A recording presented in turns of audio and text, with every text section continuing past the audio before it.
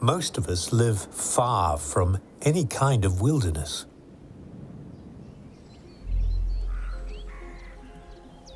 But maybe the wild is closer than you think.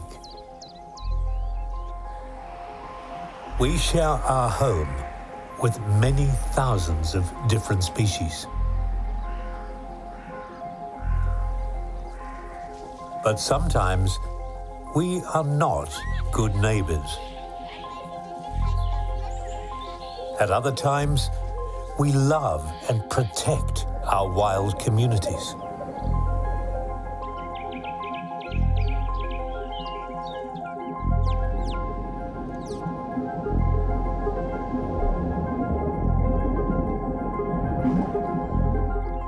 Join us on our journey and follow this ode to nature.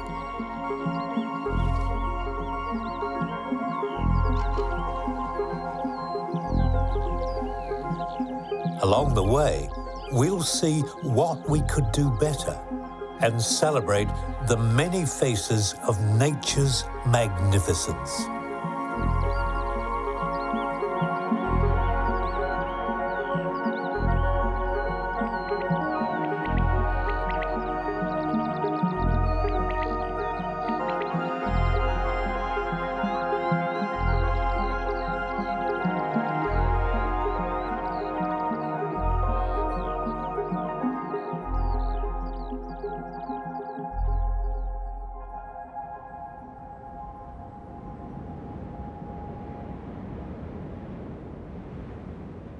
Germany's southern border is marked by the high, fortress-like Alps.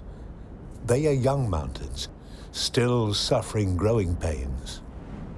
They're being pushed upwards by enormous forces from deep below, and from above, worn down by the power of storms and ice.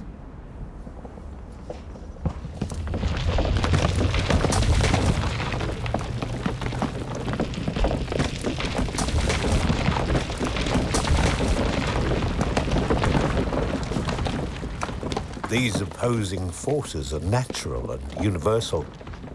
But what is happening in these mountains is not.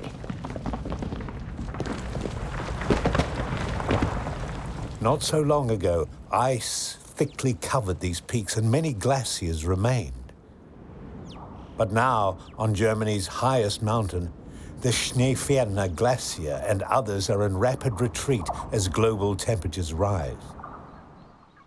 But nature can adapt. Pennycress and saxifrage flourish where ice disappears. Others, however, cannot. The Alpine salamander and the cowslip only survive in the cold. And as temperatures rise, they must move higher up the mountains.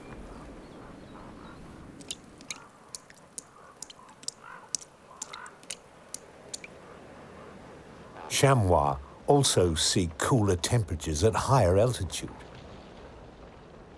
But what happens when they can't go any higher?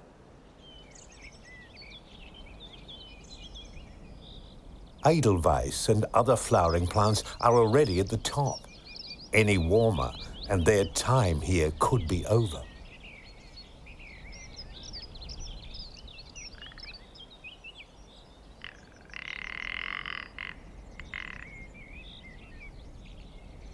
Further down, other plants have quite different challenges. Spring gentians bloom and produce seeds in early spring, long before the arrival of the cows, hungry for tasty alpine plants. Nowadays, spring gentians could take their time, as more and more alpine farms are abandoned. And in some areas, cows no longer graze the alpine meadows. The cows may be long gone, but the relics of the past remain. Near old walls and buildings, plants that remember what was once here. Alpine docks thrive where cattle gathered and fertilized the soil. Decades later, it still makes leaves glossy and tasty for leaf beetles.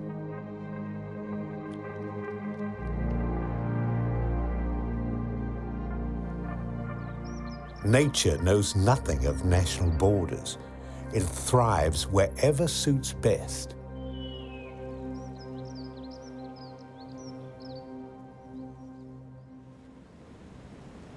With a wingspan of almost 3 meters, the bearded vulture is an impressive animal with a vital role in nature.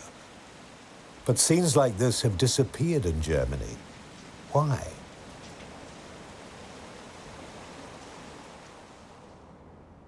These bones are reminders of a sad episode from 150 years ago. Back then, it was rotting carcasses that littered farmland, all because vultures were deemed pests and eradicated. It was a terrible mistake. People had forgotten that vultures provide a highly efficient dead animal cleanup service. These bearded vultures are alive and well and living in Austria. Hopefully soon, bearded vultures will once again fly out from nests in the German Alps. But when they do, what will they find as they glide effortlessly in search of carrion?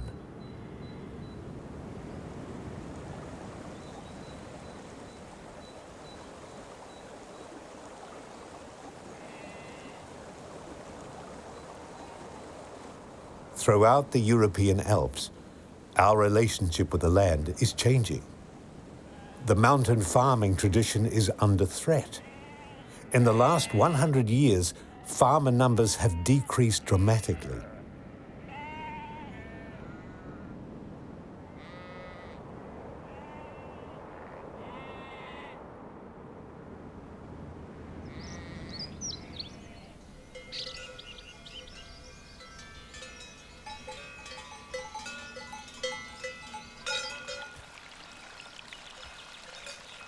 Alpine farming is not just a cultural tradition.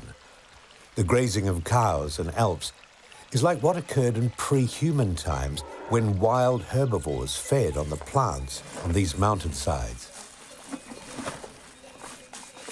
Cattle graze mountain meadows slowly and unevenly. In this way, they maintain the species-rich meadows that teem with herbs and insects. All this richness adds to the joy for thousands of summer hikers from far and wide who come to be close to nature. Alpine plants have evolved not just to survive animal grazing, but to form useful partnerships. A monkshood bumblebee queen seeks out the nectar and pollen of a northern wolfsbane. Wolfsbane, or monkshood, is highly toxic to many animals, including cows. But this bumblebee's long tongue can access the nectar chamber and collect pollen.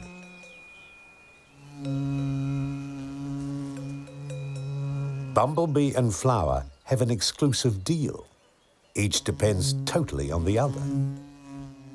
Loaded with fresh provisions, she flies to a mouse hole, or rather, an ex-mouse burrow. It's now her nest, and these smaller bees are her workers. One worker arrives back to feed larvae in the brood cells. It squeezes its abdomen and vomits nectar pollen goo into the cell for the hungry occupant.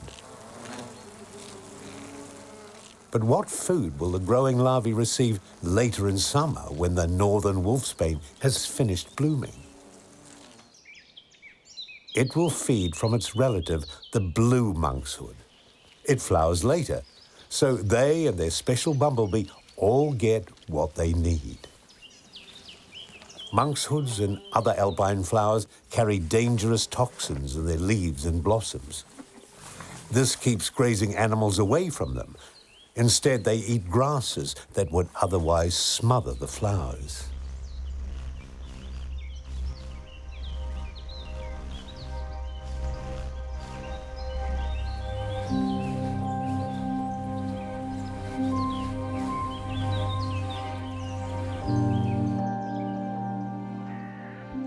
However, alpine pastures are still being abandoned. Profit triumphs over tradition. With the herds of wild animals of the past long gone, and farmers no longer bringing domestic animals up here, the fate of mountain meadows are sealed.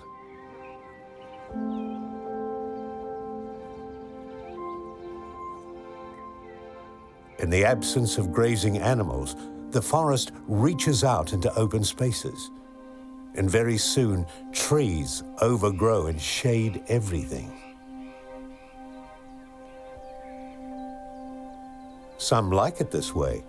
The hazel grouse prefers the shade of the emerging forest.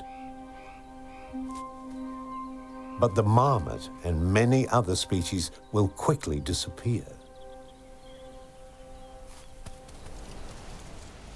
The ibex is one of the winners in the mountains. Like vultures, the ibex was hunted to extinction in Germany, whereas today almost 1,000 ibex graze over alpine peaks. Bearded vultures are already breeding successfully close to the border. Perhaps in a few years, they will raise their giant chicks on the northern edge of the Alps.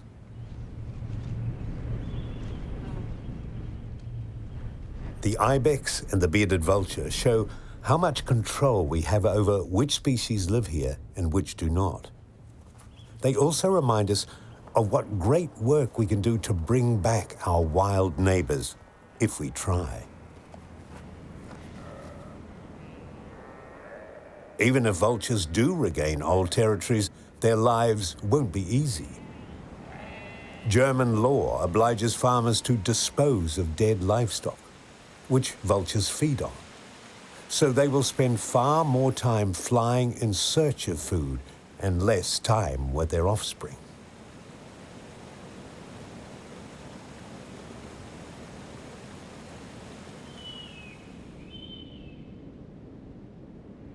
Like any large landmass, Germany comprises a number of distinct wild regions or ecosystems. The Alpine region is one, and below is another. The forests of Germany are world famous. The sea of trees covers about a third of the country, like a patchwork quilt.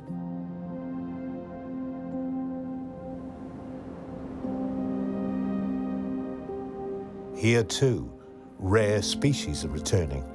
The black stork overwinters in sub-Saharan Africa. In summer, these shy birds raise their young hidden in the forest.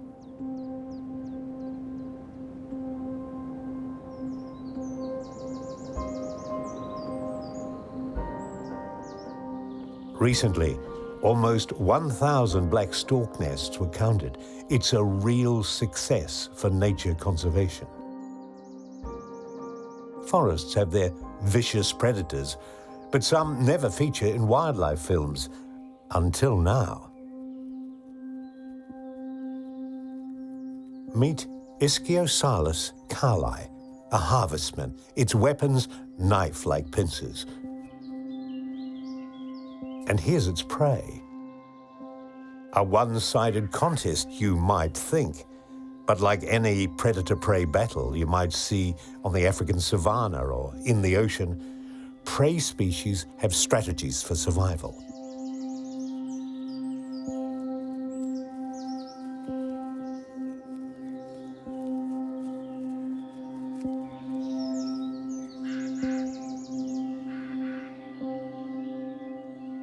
Unlike a true spider, a harvestman does not kill by poisoning.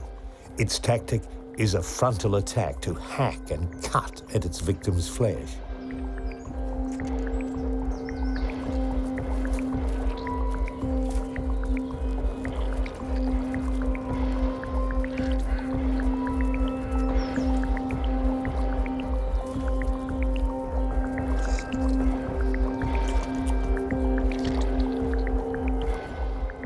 But the attacker has been fooled, or rather, slimed. The snail's only defense, a gooey, sticky slime, and it's worked. And now, as the harvestman tries to remove the gunk from its pincers, the snail can make a slow escape.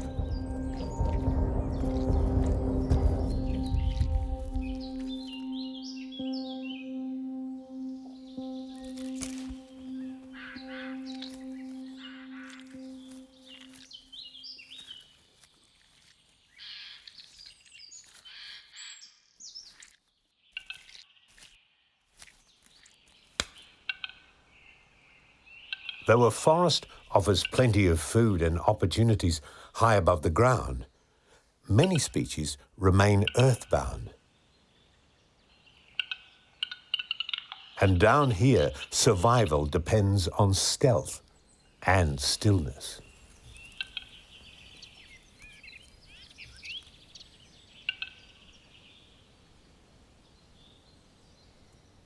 She sees everything, but no one sees her. The woodcock female has heard something. She's as still as a statue.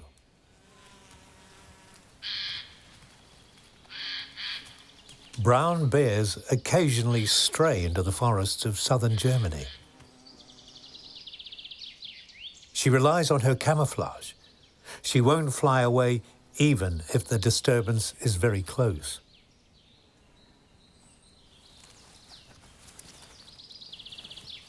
Only when everything is quiet does she leave her 4 precious eggs for a few moments.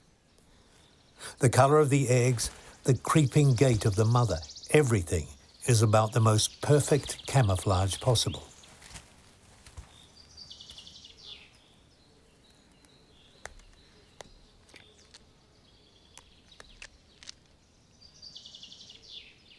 Of all the times to pick, the first chick begins breaking open its eggshell. Hatching is imminent. Sensing it, the mother snipe creeps back and warms the hatchlings as they begin emerging from their shells.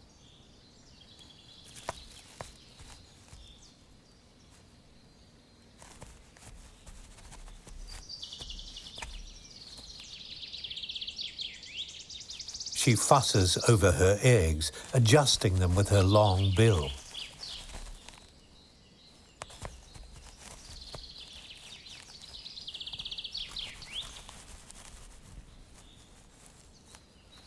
And just when there is peace once again,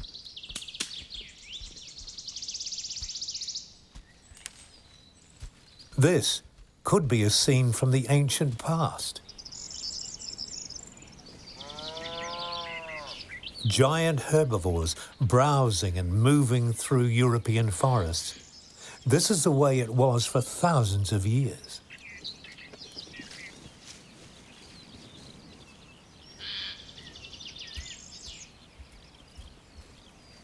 In fact, the wild forests of Germany and other European countries were shaped by large grazing animals.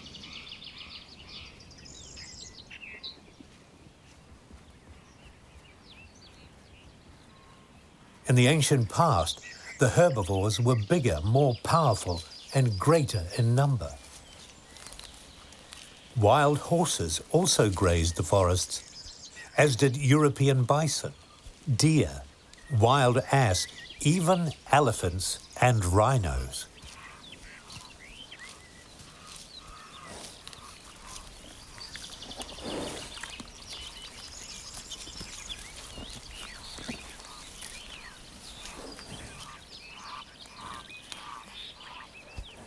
Recent research projects, such as this one in southwest Germany, confirm the importance of big grazers in supporting and enhancing forest biodiversity.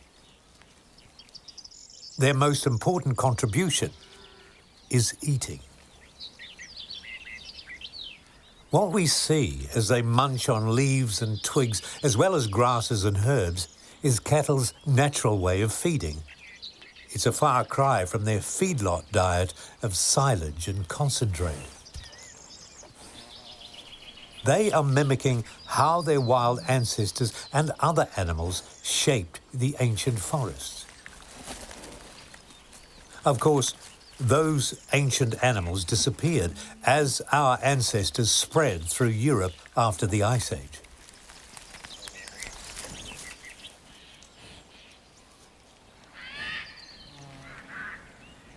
As human settlements spread, the domestic animals came to be the dominant grazers in the forests for many centuries. But in the 18th century, land was fenced, owned, private, not public, and cattle were forbidden to graze in the forests.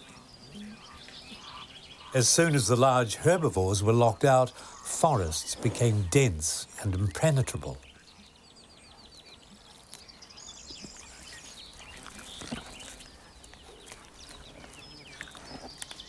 But now, modern breeds of cattle are allowed back into some forests.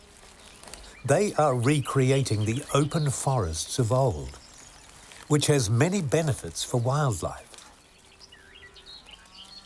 As they browse, cattle create a mosaic of miniature meadows, shrubs, tree clusters, deadwood, herbs, and perennials that provides home and pantry for various species. Countless insects depend on those plants, and those insects profit other forest animals such as birds and bats. What large animals leave behind is also valuable. More than 100 native beetle species live only on and inside their dung, as well as various species of flies and other invertebrates.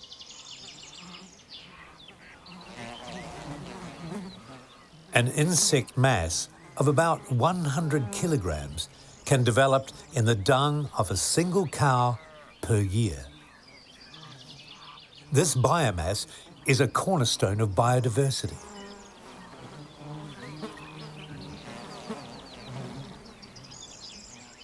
Some scientists think herbivores in forests can help stop the species' decline. But careful management is required, not too many cows and not for too long in one place. An ideal number is one adult herbivore per 1.5 hectares. Thinking of the future, it should be mandatory to distinguish between a forest where timber growth and profit are the end goal, and forests where biodiversity and natural processes are the main focus of the owners.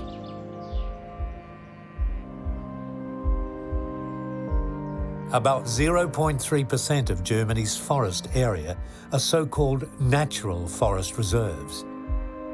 They lie like small islands in an ocean of mixed species and single-species plantation forests. And it's in some of these single-species plantations where there's a problem not being helped by climate change. In fact, rising temperatures are making the problem worse. One species widely planted since World War II is Norwegian spruce. And it's mainly among Norwegian spruce trees that there are signs of stress and dieback. Dieback, Waldsterben. Many Germans remember back in the 1980s when acid rain was blamed for killing swathes of forests. Now, there's a new tree killer on the loose. What weakens spruce trees so much that they shed their needles and soon after die? One of the main culprits is this tiny insect, the spruce bark beetle. Female beetles dig under the bark to lay eggs.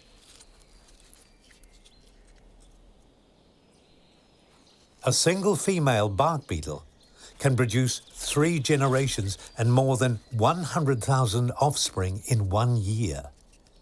In this way, entire coniferous forests can die. Infestation spreads as young beetles fly to the next tree or even the next forest.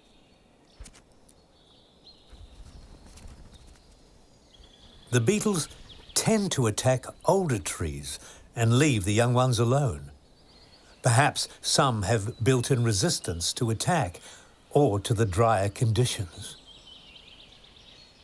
But why have these beetles that normally live on dead trees gone rogue and begun attacking living trees?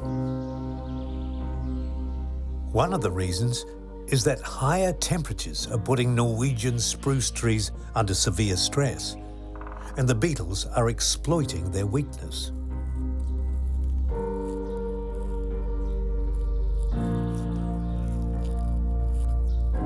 Spruce bark beetles have another weapon, a powerful aggregation pheromone, an airborne chemical that signals beetles from near and far to come to the party.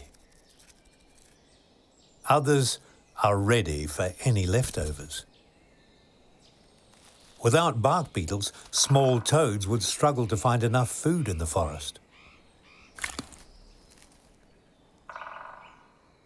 Many forest animals have an appetite for the beetles. Woodpeckers, such as great spotted woodpeckers, lift bark flakes from spruce trunks and seek out beetles and their larvae in the boreholes with their long, sticky, rod-like tongues.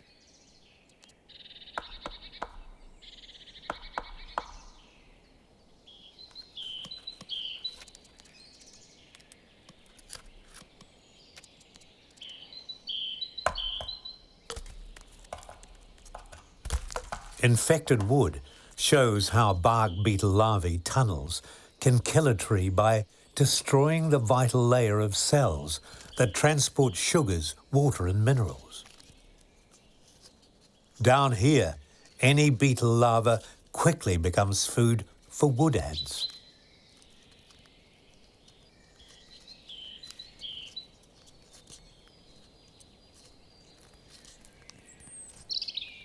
They carry them back to their nests to be eaten or put into storage.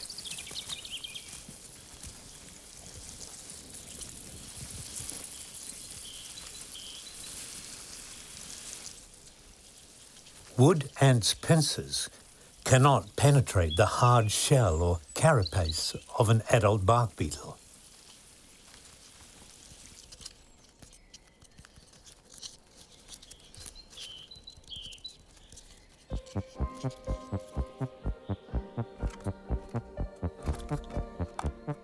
For robins, a beetle shell is no problem. Their handy beaks are used to find food in many hard-to-open containers, including seeds.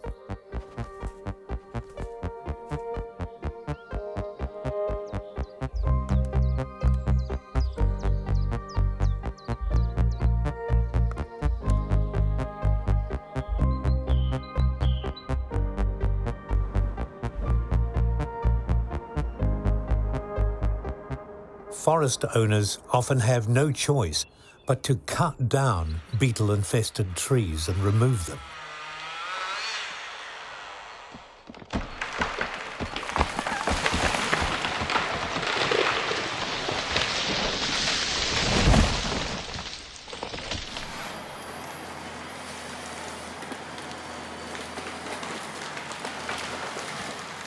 The logs of dead trees can still be milled for timber. However, heavy harvesting machines can cause a problem.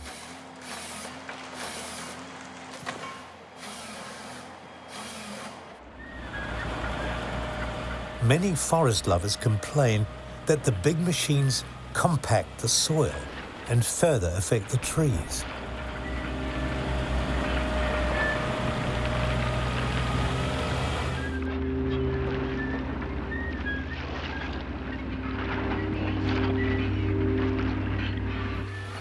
It's true that the big wheels cause compaction, and that is a problem. But at the same time, it supports a very rare animal. The forest workers have gone. Peace returns to the forest.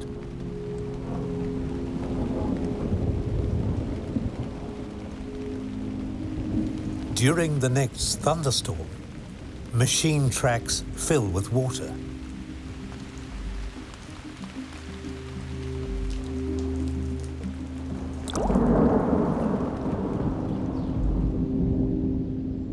Now, a most primitive native animal makes an appearance, one whose population has been dwindling for some time.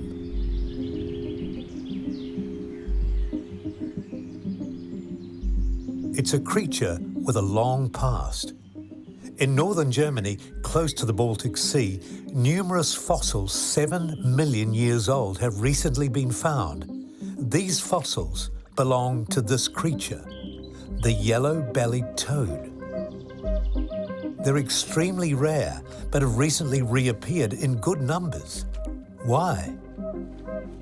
After rain, heavy vehicle tracks become puddles that the yellow-bellied toads need to reproduce. Puddles have been in short supply ever since the extinction of large animals that used to roll on the ground and create mud hollows.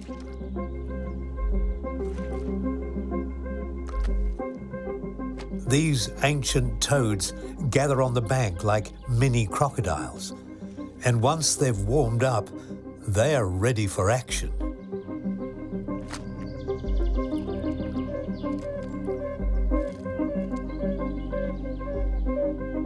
And if danger threatens, they seek the protection of their precious puddles.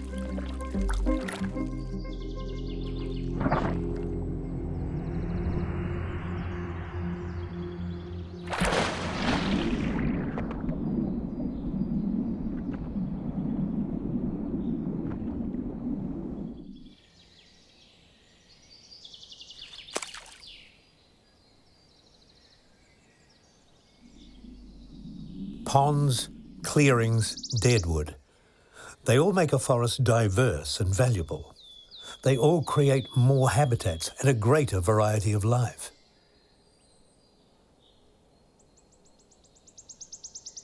And in autumn, the forest's most valuable friend appears.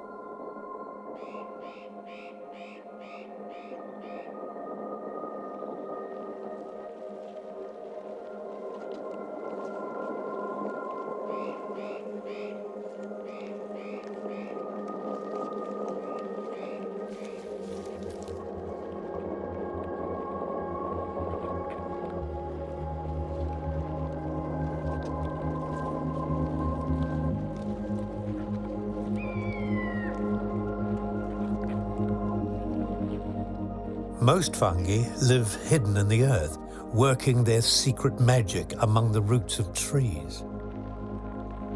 But now, from their umbrella-like fruiting bodies, they release thousands of spores. These will become fungi of the future.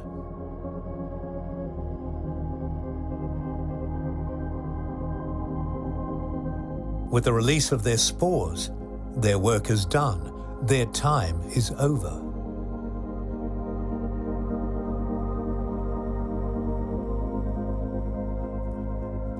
Why are fungi friends of the forest? Because their vast network of underground threads feed nutrients and minerals to trees and shrubs, boosting their health and growth, and that benefits all who live here.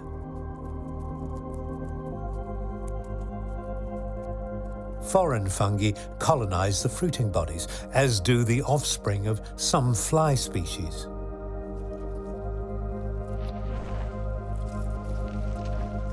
In this way, what the fungus has borrowed from the earth is returned to the earth.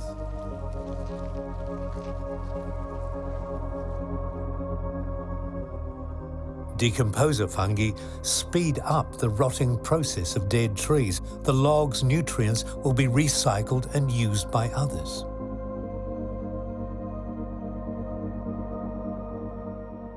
Fungi and tree roots have an ancient partnership. Fungi give trees hard-to-get nutrients from soil. Trees give fungi some of the sugars they make in their leaves. But we have broken the partnership with these pretty fungi. Chanterelles are sensitive to nitrogen levels in soil. But now, nitrogen levels are becoming too high. The reason? Masses of man-made artificial nitrogen, some of it is escaping into the air and drenching the land. Chanterelles were once common.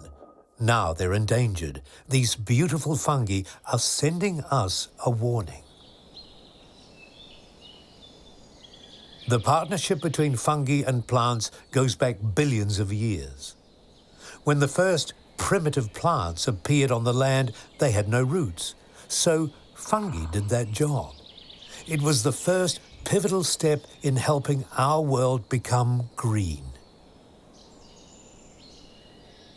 Forests can be seen as a 3D labyrinth of complex interrelationships. We know climate change is unpicking some of these relationships, but as yet, we don't know how excess nitrogen will affect life in our forests and beyond, in other wild ecosystems. Some wild places aren't easy to live in, and marshes and bogs are the hardest because of the extreme scarcity of nutrients. That's because marsh plants do not rot. Instead, are laid down in thick layers of peat. Every year, the moor grows 1 millimeter in height, 1 meter in 1,000 years.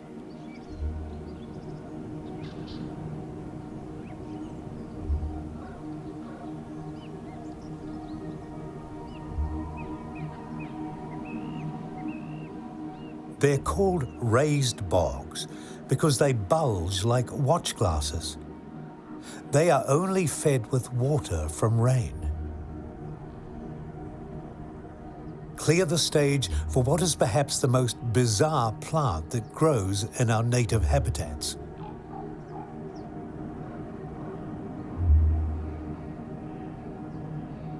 In places that are too wet, too infertile, and too barren for most plants, this is where the sundew unfurls its catch leaves.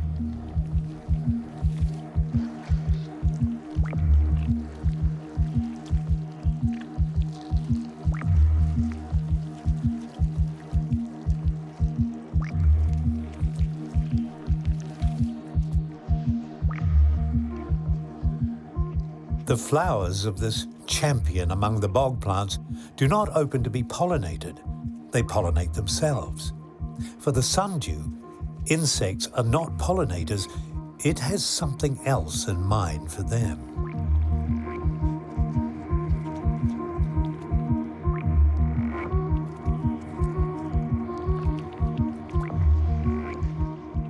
Because the moor is so lacking in nutrients, plants must find alternative sources of nitrogen and other nutrients.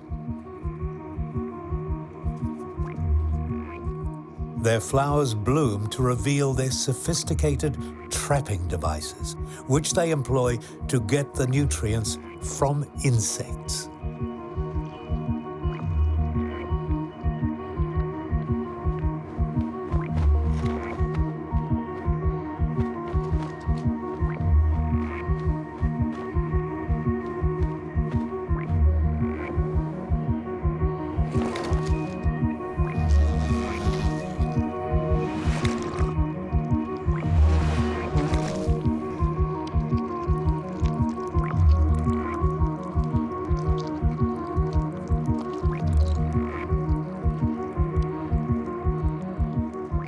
The sticky liquid on the ends of the tentacles dissolves the victim, and the plant then absorbs the nutritious liquid.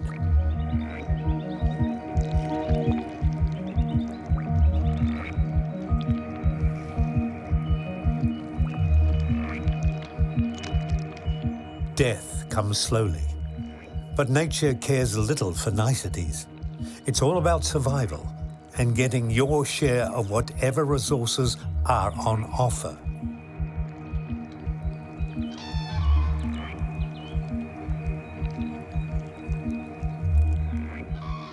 So, what animals can make a successful living here?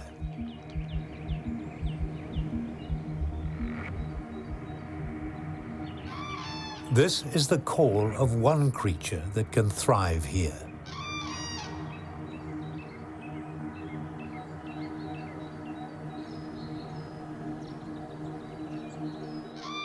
The Eurasian crane survives because it will eat almost anything. Also, it migrates, so it can get out of here in winter. But others can't take up and leave. Bog ant burrows are found in the peat moss. They're on the prowl, moving in troops over the moss cushions.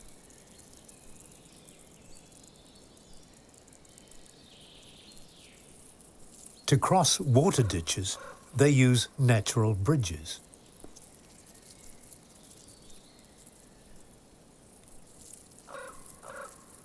Bog ants are poor hunters, but they are skilled thieves.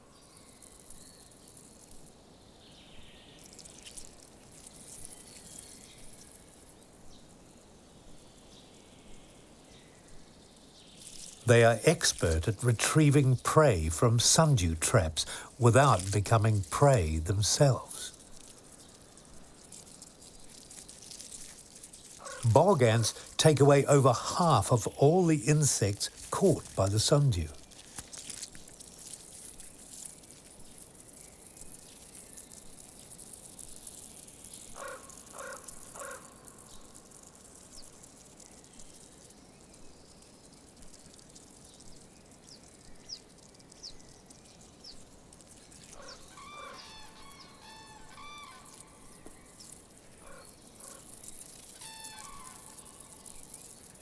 Animals and plants everywhere have their own tactics to ensure they get what they need. However, in the moor, where the poverty of nutrients is most extreme, these strategies are most specialised.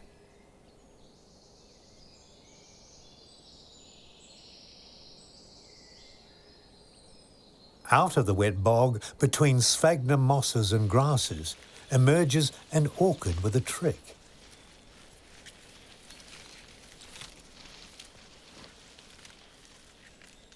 Like everything else here, peat orchids must make do with few nutrients.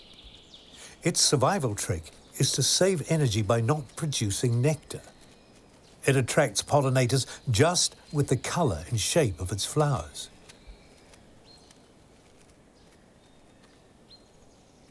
Thinking it's a regular orchid, a buff-tailed bumblebee searches for nectar. Instead, it receives pollen packets stuck to its forehead. Finally, weakened by all the wasted energy, the bumblebee climbs a flower spike to use as a launch pad home.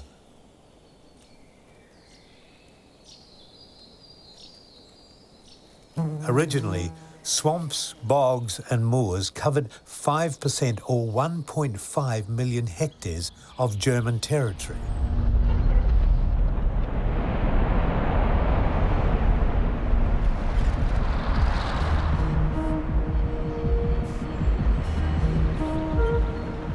Today, over 95% of raised bogs have been ploughed up and farmed, the peat cut and burnt.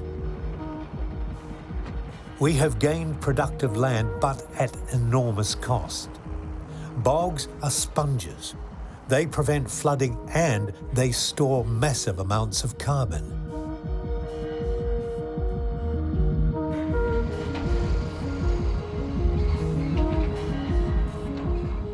Today, thankfully, some peatlands are being renatured, even more than are being destroyed.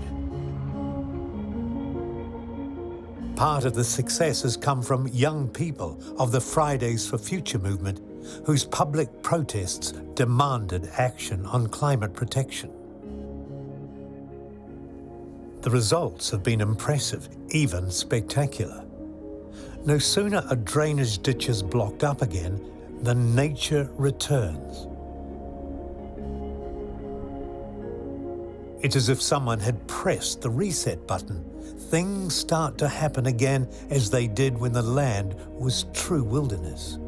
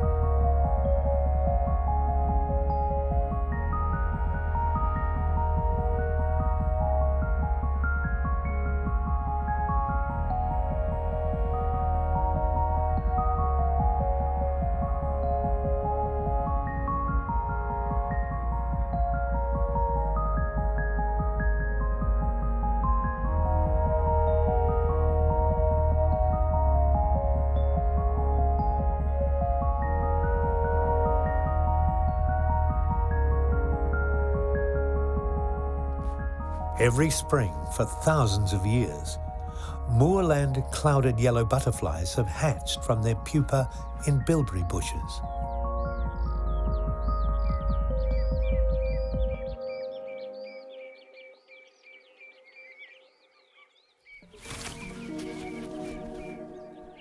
And the first thing they do is get out of the bog. They need nectar, and the bog has hardly any nectar-producing flowers. Instead, they head for marshy meadows like this near a beaver pond. Nutrients collect here, and there's lots of grasses and herbs. Beavers are returning to their ancestral homes. They are wetland architects. By damming streams, they expand the bog and shape the landscape.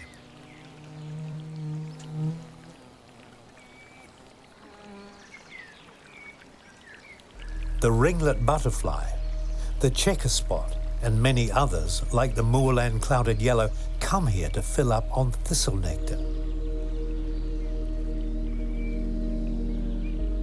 Now full of energy, a clouded yellow flies back to the moor, where a male is dancing above the mossberry bushes.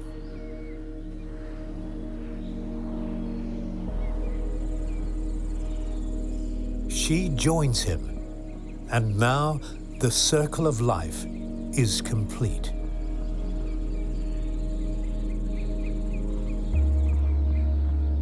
Soon, a small, clouded yellow caterpillar can be seen out and about on the mossberry bush.